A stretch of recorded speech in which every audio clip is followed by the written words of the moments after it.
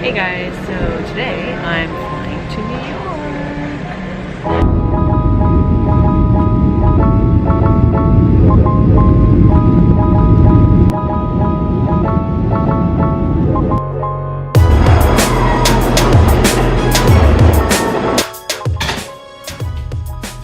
Okay, so of course the rooms here are fairly small, but I'm in New York, so can't really compete with that. But I have like literally 30 minutes to pull myself together, send about 15 emails.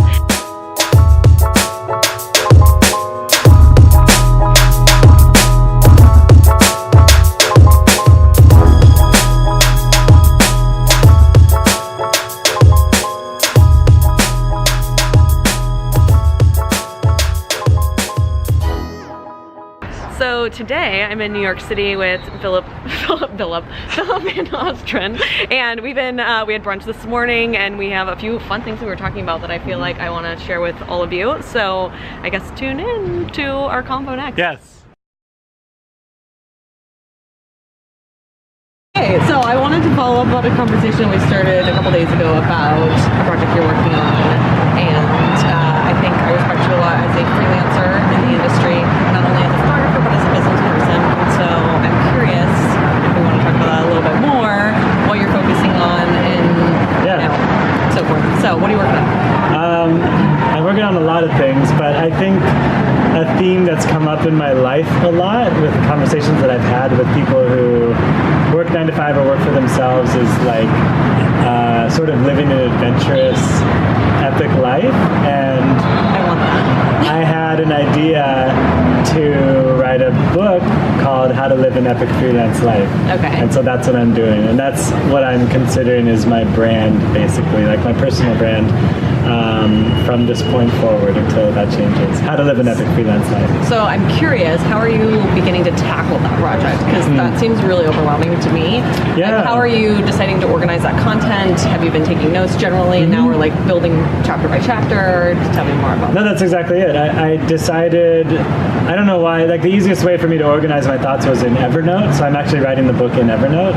And I just, like any of the topics, if I talk to you and I'm like, oh, that's a good one that I talk about a lot, I'll add it to the Evernote thing. And the Evernote is just like a big notebook, and then each of the individual notes is a separate chapter. So I have like 20 working chapters.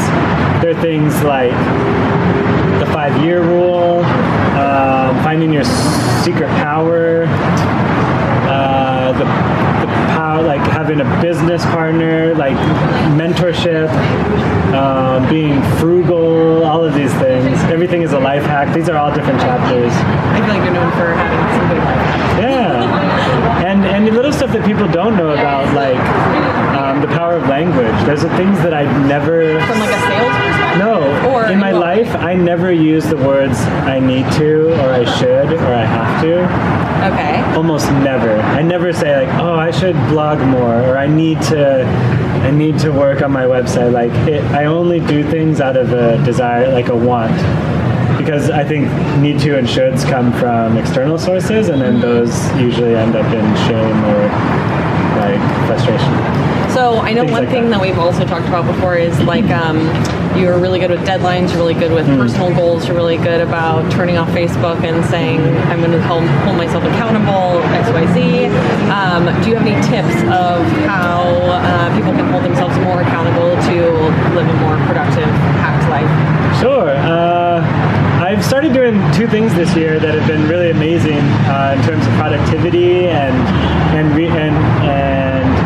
pursuing my larger goals, which are also part of like what makes my life exciting. And so those are, one, I started an accountability group, and my accountability group meets the first Wednesday of each month. We sit, we share what we're working on, we set a measurable goal, we have someone say they'll follow up with support, and then we have consequences if we don't do the thing. So set by you or set by them? No, set by myself. Okay. So like one of my consequences was I was trying to make this photo magazine as a promo, and that's good because it gets me bigger jobs, but it was really like one of the goals I set was just I didn't do it. It was like too much work, I think, to finish the first edit or something. And so I lost a week of Facebook. But another consequence I've set has been like, if I don't print out this magazine and send it to 12 people by the end of the month, I will put $200 on the ground and walk away. Like literally just throw away money. Because that's how important it feels to me, and it hurts to throw away money, and so I'm using that as my catalyst. I like that. Yeah. So in terms of your book timing, what are you thinking? Are you setting any goals? So yes, so I've just started tackling the book in my accountability group actually, and one of the things was this past month was to write a complete full chapter, and I did that in one day last week on Tuesday, and so the chapter was I was owning the freelance life, and really like a general philosophy around like why does it even matter to live an epic freelance life. And so I wrote the chapter in order to push forward the whole book project as a whole. In order to publish, I don't know if you know this, but in order to publish a nonfiction book, you don't need to finish the whole thing. Interesting. You're supposed to, yeah. Usually fiction writers will write a complete book and deliver it. But nonfiction writers, if they want to get an agent and start, you can put like a proof of concept together. So yeah, you do basically the one chapter and proposal. That's a proof of concept, and that's it. And then that'll like pave the way for the rest of the book. That's where someone would sign up on it, and then tell you like how to flesh out the rest of the chapters. Maybe. And is there a primary reason you're thinking you want to go with a publisher over self-publishing? Yeah, I think mainly it's just sort of like a check mark. I've done it, I've made it. Yeah, because I could self-publish it tomorrow, I think, and that seems like too easy for me, so I want to do the thing that feels like I would feel more proud to say, like, I published this book and Random House Publishing sponsored it. Do you know what I mean? Not bad. It has nothing to do with, like, making money or not. I think it's just it's like the goal. It's the bigger goal that I'm setting. Yeah. So, end date. So, did you touch on that? Like, what exactly when are you planning on, like, getting it to all of us to be able to enjoy it? Well, I'll have the book proposal done hopefully by the end of December. Okay. 2017. Okay. And so 2018 would be ideally like shopping for an agent. Okay. And then a publishing house and moving that forward. So I guess by the end of 2018 you'll have. Sweet. But before then I'm going to start doing some video blogs on how to live the epic freelance life,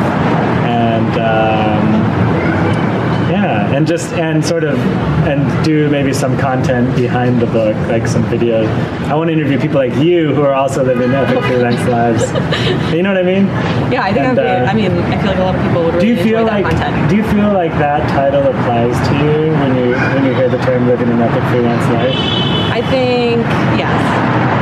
In some ways, I feel like I have created the life that I want, and I feel like I'm in control of that, and so I feel like it's epic because it's like, it's yours. It's mine, yeah, and it's that's what I want to do every day. I feel like I have control over that. I get to go to amazing places, I get to meet amazing people like you and other people, and I feel like I can't really complain. That's pretty epic. That's exactly it. It's not about like, I'll say this in the book. It's not about like riding a bike down a volcano or like, skydiving in 20 countries. It's really like living your life instead of sacrificing it to a job that you created or that someone else created. And so that's really it. Awesome. It's like spending the day pursuing your own dreams instead of someone else's. That's sweet. Right? So a few like fireball questions. Okay. Where's the next place you want to travel to? I want to travel to Montreal because I keep hearing amazing things and I've never been there. Okay.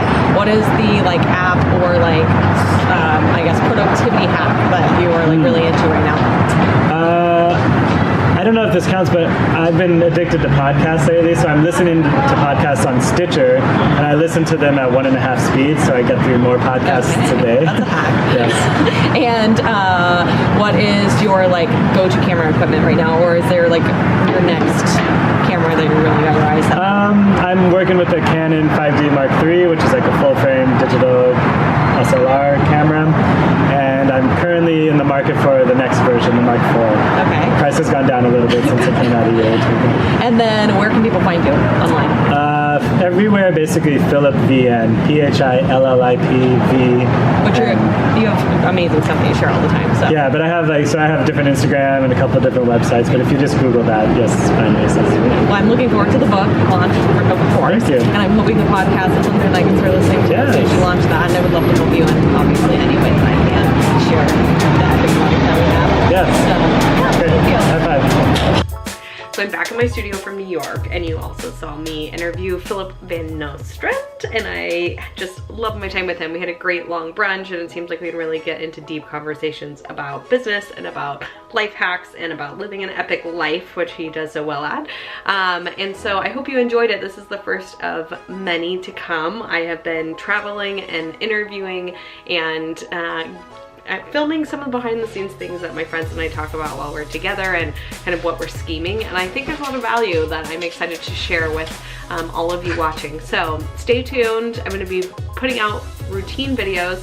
You can subscribe and get notifications, or check back at the channel anytime. Can't wait to hear how you've learned something and how it's changing your life.